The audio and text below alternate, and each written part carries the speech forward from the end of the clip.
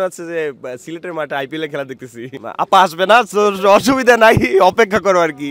প্রথমেই বরিশাল, তারপর হচ্ছে আস্তে আস্তে রংপুরে চলে আসছে। কেন বাকি চলে যাচ্ছেন, মন খারাপ নাকি? হ্যাঁ, মন তো একটু খারাপ, মন একটু খারাপ, তবু হচ্ছে আসতে হচ্ছে।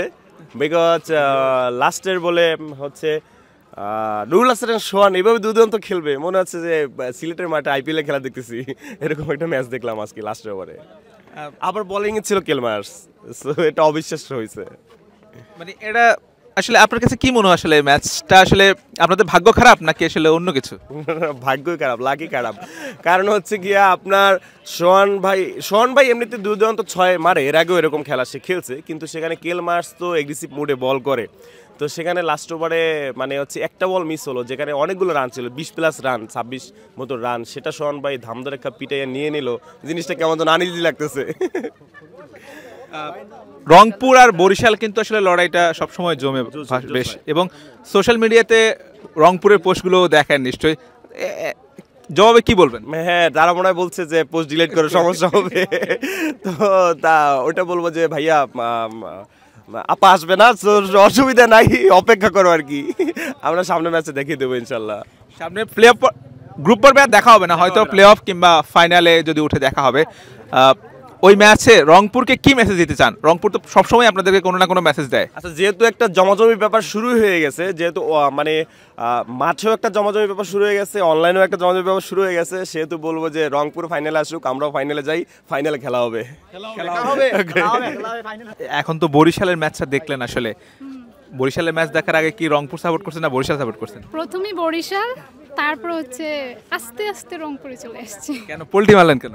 পোল্টি মারি নাই, আসলে আমরা এনজয় করতে আসছি, তো দেখা গেছে ফার্স্টের দিকে যেহেতু বরিশাল ব্যাটিং করতেছিল, তো আমরা একটু এনজয় করার জন্য বরিশালের সাপোর্ট দিছি।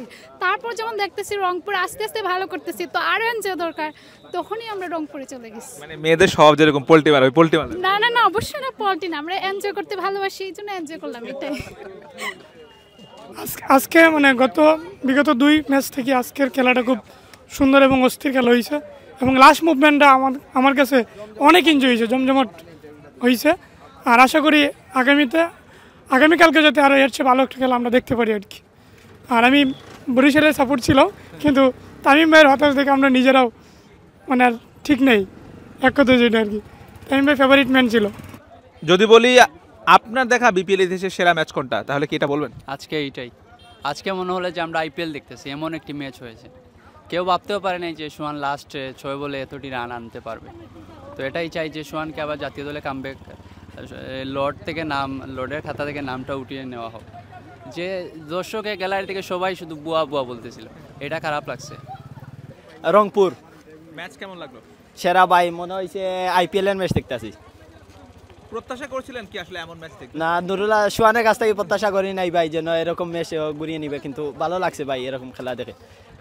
সোহান যখন মাঠে নামছিল দর্শকরা তখন ভুয়া ভুয়া বলেছিল, তো সোহান এরপরে যে ম্যাচটা খেলেছে, দর্শক হিসেবে কি বলবেন? ভাই দর্শক হিসাবে তো কিছুই বলার নাই, বাঙালি জাতি ভাই, এই দেখবেন তামিমকে বুয়া বলে, সাকিবকে বুয়া বলে, সমান ওই একই ব্যক্তি দুইজনকে বুয়া বলে। কিন্তু আমরা চাই নুরুল হাসান সোহান আজকে যে খেলা খেলছে, এই খেলাটা জাতীয় টিমের জন্য চান্স পেলে খেলে থাকে।